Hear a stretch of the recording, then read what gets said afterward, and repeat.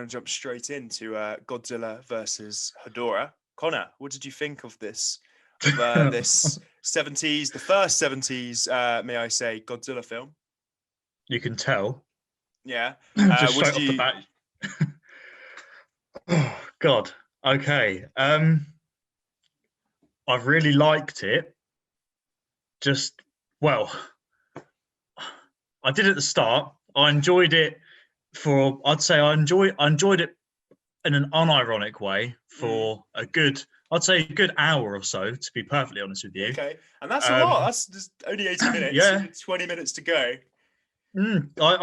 I enjoyed it for a while. It's it had its bits where it was kind of very, very boring, and I didn't think it was broken up particularly well. I mean, the bits where Hedorah and Godzilla kind of face off, when they're not fighting, they're kind of just staring at each other, making a lot of like grumbling noises, and it was a bit of a.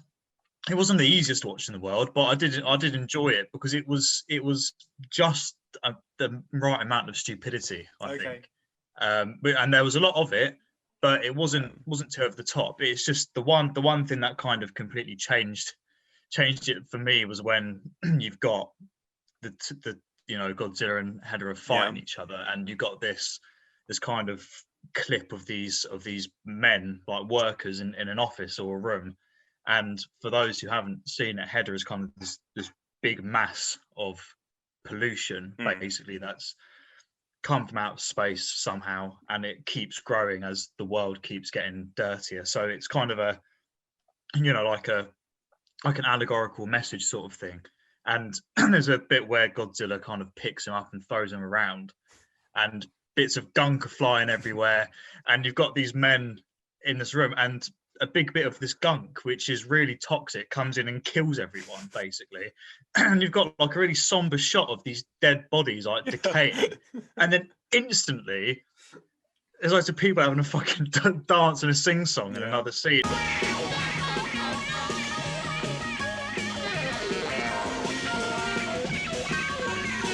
It's everything I wanted it to be, I think, but it definitely had aspects of things that I feared it would be as well, and that is one of them. So, but yeah, I've thoroughly enjoyed it, to be honest. Well, I'm very glad you enjoyed it, because I think it's maybe my favorite Godzilla film.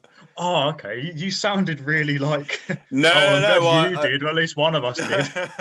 I generally think I almost liked it as much as the original, which is probably the most controversial statement you could probably say.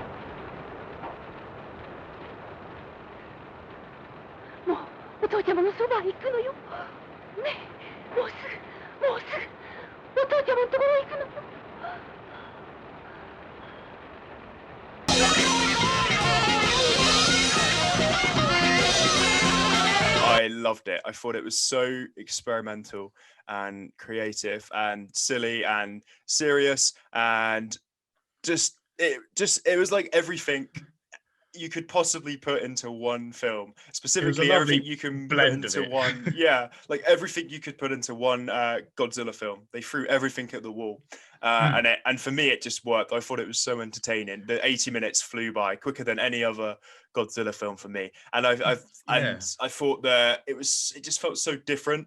And I'll go into some backstory or behind the scenes of the film later, which I found quite funny to read about, but which kind of maybe makes sense why the film might be a little bit explains why the film's as crazy as it is, possibly, because this film is utterly insane, and I love. There needs to be an explanation for it.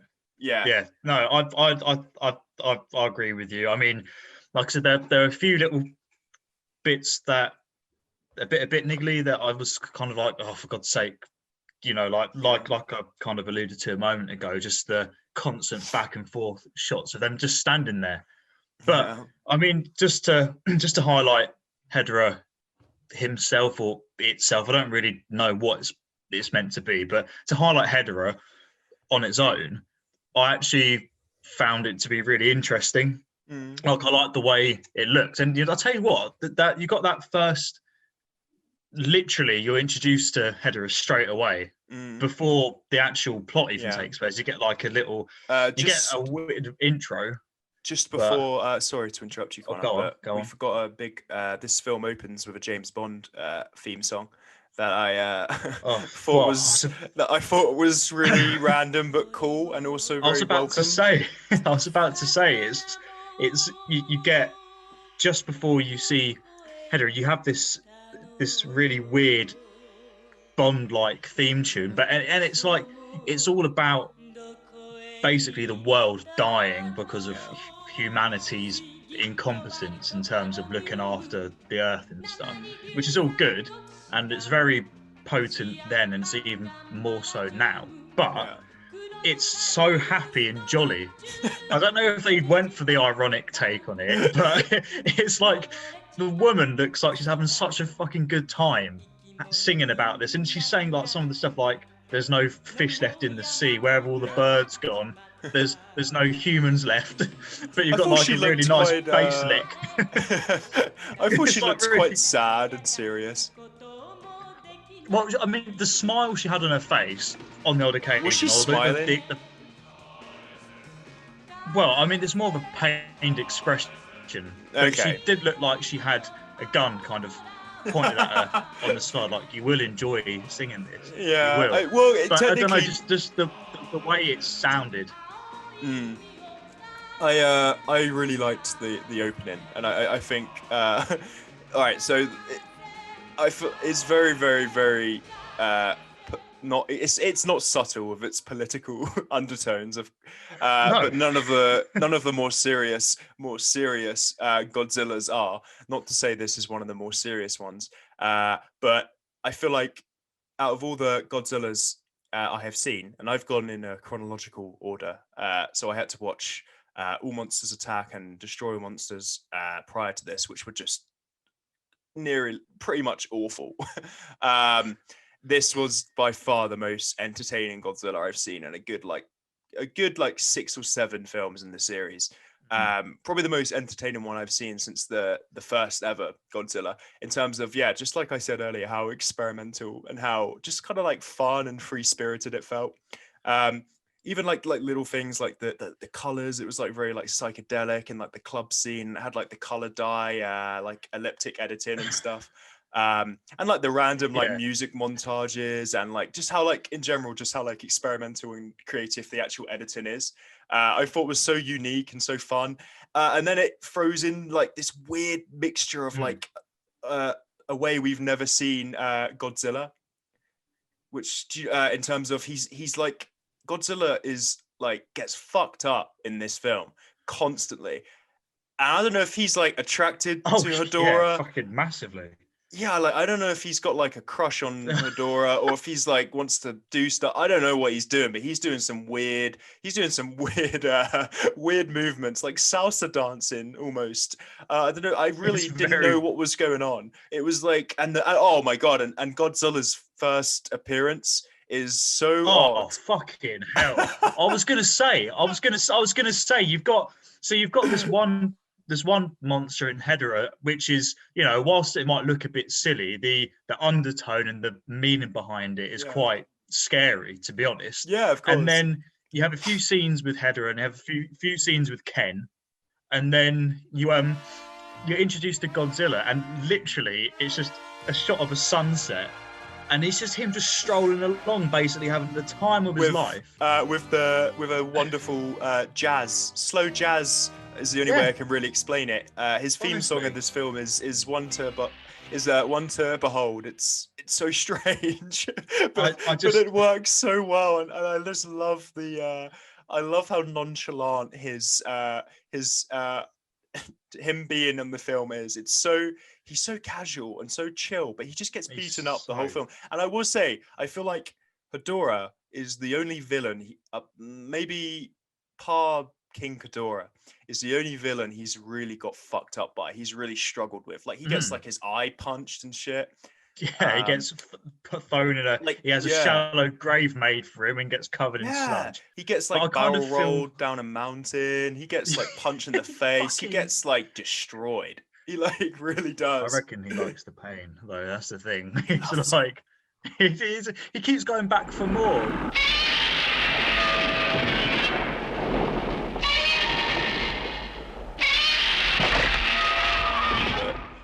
I just want to know what the director was smoking or taking or under the influence of whilst Well, making it, and I want to know where he got it because. well, I wanna just bring up that this film was it was made in Jesus, this is bad research. 1971. So it was the first 70s Japanese film, and I think it's so like evident in that 70s style. It's so evident. It almost it feels like it's such a difference between the late 60s ones um, and this one. It's such a big jump even after 3 years, not just in terms of style, but in terms of like everything on screen, like the way people are dressing, like Yeah, the it's music, especially like we mentioned, and just the way this film is so like feels like so free. It doesn't really go, it doesn't stick to any real like genre almost. It just jumps no, it between doesn't. all different conventions. It Um, doesn't conform at all, does it? It kind of just feels like he literally had like a clean slate, and it's almost yeah. like forget everything that Godzilla is and was in terms of the character himself and the films that he's in. Just basically just fuck that off and And do what you want. And he completely rewrote it in his own way.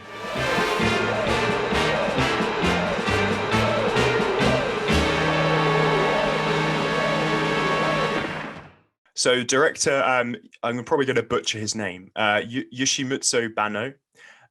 He's the this was his debut film, his debut direction.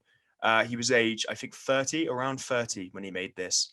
And he was one of the young directors that Toho wanted to bring in to yeah, give it a fresh taste, a fresh style for like new 70s audiences. And let's just say they didn't like it. They fired him, cancelled all his upcoming sequels, and he never made a film again. But Well, hang on. What?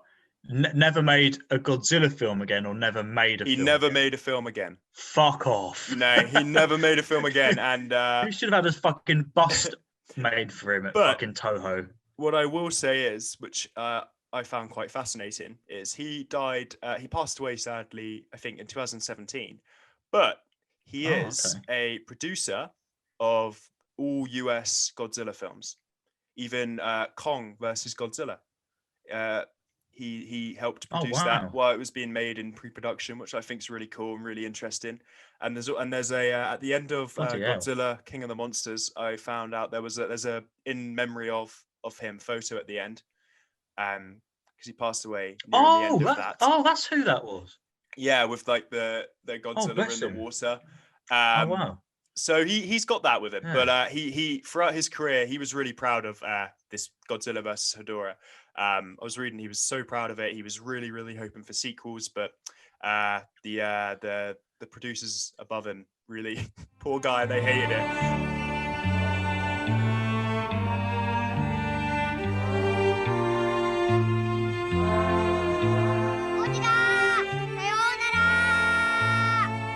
There's one bit that I do really like. It's where so basically Hedorah starts off as this giant, almost tadpole thing, and eventually grows and Yeah, grows and is now able to suddenly kind of roam freely on land. And there's a really good bit where Hedorah is at this factory and there's these two funnels and they're emitting loads and loads of like smog, and it's dead silent. There's no music or anything, and you've got yeah, like this yeah, really cool like breathing rattling sound. Like yeah, the sound for it's actually really good. And one thing that I yeah, did like there was it zooms right in on his eyes, which are quite creepy. He's a yeah, creepy looking kaiju, to be honest. But the more he's inhaling the smog, it's like he's kind of getting like relaxed or like he's being sustained kind of thing. And he's like he loses this glow in his eyes and they go kind of pale. And then he hears Godzilla and his eyes suddenly light up red again. And it looks, I don't know, it's just like well, can I just say I think it's real. I think it's really good. I genuinely assumed that was a euphemism for smoking a bong.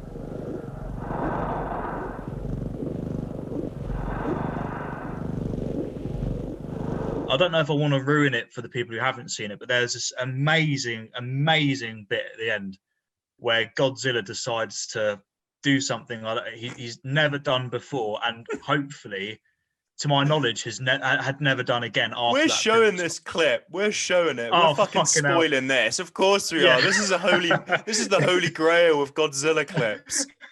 This is the pinnacle of Godzilla filmmaking. This is incredible. Whenever Kane puts this fucking thing in, you'll see it's well worth it. And I just love the way he kind of goes. He like almost like breathes in like.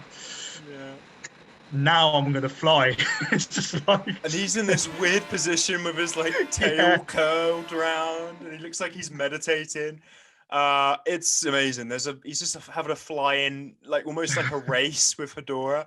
I'm going to go back quickly because this film features the best death scene in all in cinematic history, featuring a scaffolding worker who seemingly out of nowhere screams so loud and rapidly falls to his death, where he quickly succumbs to a pile of bones, and it is one of the most magical deaths I've ever seen in a film, and I couldn't stop laughing.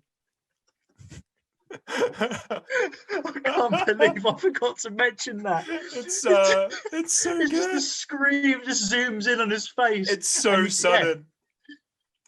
I want to know why he's alone up there. He's the only man up there on a skyscraper working alone with no safety equipment. One guy. This poor guy fucking on his day off probably got asked to go, oh, go on, Jerry, go up to the skyscraper, finish that bolt. He's up there by himself. Go on. Yeah, go on. We need an electrician up there. Just go on. Everyone else is off.